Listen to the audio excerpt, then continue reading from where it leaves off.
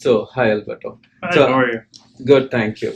So, Alberto, what do you do in NJIT over here? So, I am one of the assistant directors of international admissions. I deal primarily with graduate students, but in my role, we work as well with undergraduate students and sort of seeing them through the entire process of admissions, as well as what comes next after they've arrived on campus and then register for courses. Okay. And why the student have to come to NJIT? So NJIT is, you may be aware, we're one of the top ranking universities in the United States. We're currently ranked 97th, but we're a STEM powerhouse here at NJIT. We primarily focus on the engineering and the sciences. Our engineering programs are ranked in the top 100. Our university is more practice-based as opposed to theory-based. Classes are usually taught for about 45 minutes, then it's all hands-on. In addition to that, our support services are phenomenal. Our career services department works with our students the minute they arrive on campus to start helping them look for jobs, internships, and then our graduation rate, our job placement rate is somewhere around 90%. Wow, And the that is average, really good. yeah, the average starting salary for a master's student is somewhere around $78,000. So there's a lot of opportunity at NJIT. So, do you offer NJIT offer scholarship for the international students? So we currently do not offer any incoming scholarships directly from NJIT, but we have recently signed down a partnership with a company called Scholarship Universe. So all admitted students of NJIT, they receive a flyer on their package that will allow them the opportunity to plug in their profile. And what the company does is, based on their profile, it selects what scholarship students can apply for. So scholarships will range from $200 to maybe full tuition. So that's independent of NJIT. And then they'll also have the opportunity, once they arrive, to potentially look for assistantships, whether it be research-based or teaching-based. But those are a little bit harder to get because they're usually reserved for for PhD-level students. Okay. So, what is the cost of tuition fee that the student have to spend over here? Yeah, so on average, our tuition and fees, and if I could see it from this far, is around $33,744, and that would cover the span of one academic year. So for international students, because of their F1 status, they have to be at 9 credits. So roughly, that would be the amount that they would be paying. When we request that they show us the I-20, we request a larger amount. And that's because that amount includes the housing costs, living expenses, and health insurance. But a lot of our students here live in a town called Kearney. It's about a 20-minute walk from here, which is very accessible to our students with public transportation, and they can find an apartment for as cheap as $200. So normally I tell students to focus more on the tuition and fee cost as opposed to focusing on the entire cost that we ask of the I-20. And if I'm not wrong, this tuition fee is based on semester wise, it's not on credit points. Correct. So again, because students have to be full time, the amount is usually fixed for them because it's always at 9 credits.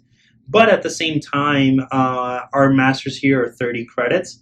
So if a student is able to pick up a 12 credit semester, there in theory would only add an additional $500 to $600 for an additional course, and they'll have the opportunity to finish their master's in a year and a half. So, in the sense, if a student per semester, it's coming around $14,000 per semester. Yes. So, instead of completing 2 years of that is 14 into 4, they can complete within 3 years 14 into 3. Correct. Yeah. I usually say that the rough estimate amount that an NJIT master's would actually cost a student is somewhere between $50,000 to $55,000 a year. Not a year, for the total program. And that, of course, excludes the living expenses. But just tuition and fees alone would be the amount that you'll be looking at. And again, our return on investment is going to be, or the student's return on investment is going to be a lot greater than that. Like I mentioned earlier, the starting salary is somewhere around $78,000. So a student graduates within the year, they've already made the money back that they've invested. So, do you have a job fair in NJIT? Yeah, we do. We actually have 2 job fairs every year. We do one in the fall semester and one in the spring, and we have about 300 of the top employers to come out to recruit our students. In addition to that, throughout the semester, there are multiple companies that come and reserve spaces in our career services department. So on rough average, we have around 700 companies throughout an academic year that come to visit NJIT. So, I mean, the most of the universities have this handshake portal. So Yep. even NJIT has that Yep, one. we're on Handshake, so students that are using that service will have access to almost 28,000 jobs. But for NJT students specifically, we have about 5,000 that are for our students only. So that's 5,000 jobs for 11,500 students, and not necessarily everyone in the NJIT student body is looking for a job, because that also includes freshmen, sophomore students that are not ready for the job market. So there's a lot of job opportunities with regards to Handshake. So if there are a lot of courses are there in NJIT. So Mhm. if you want to say one course that is too good or too best, Yeah. so what would be? So our two most popular and most applied to majors right now would be our data science program, which is kind of a brand new field. It's probably been around for now 5 or 6 years. That program is very successful for us. And then as well as our engineering programs, all of them, to be honest with you. If I had to pick one, probably the mechanical and civil engineering are usually two of the majors that are um, very hands-on, and students that go through those majors have a good amount of job offers post-graduation. Okay, that's and now everyone feels that the international student, especially, so when they do process their visa, what happens after my H1B? Whether I can stay back in US Yeah. or I have to be thrown out of the US? So because NJIT, we have about 107 majors that are STEM eligible. So what that means to the international students would be that they'll have 1 year of OPT or work authorization once they graduate, and then they'll be able to apply for that 24-month extension to stick around while they're applying for the H-1B. Our Office of Global Initiatives, which is our international students office, works with the students at that time to start filing all the paperwork with them to get them hopefully approved for the H-1B. But again, the most important thing is those 3 years that they're going to have of OPT. That's the opportunity that a student is going to have to prove themselves. For example, we have one of our colleagues here. He actually is the associate director of our IT department in the admissions office. He came to us as a STEM eligible student from another university, and NJIT offered him an H1.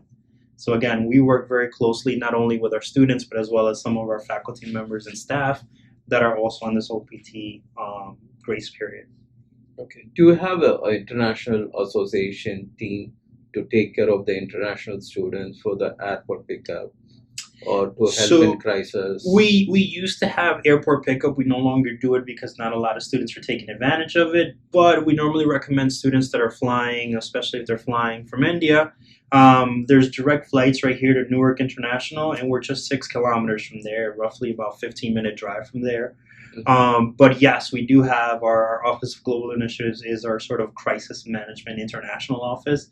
Anything dealing with the students, they'll be the ones to take care of it from an immigration standpoint. They also assist the students with applying for driver's license, social security, and all that kind of stuff. So if you want to say in one line, why the student have to come to NJIT? I would say accessibility. NJIT, again, because we're in such close proximity to New York City.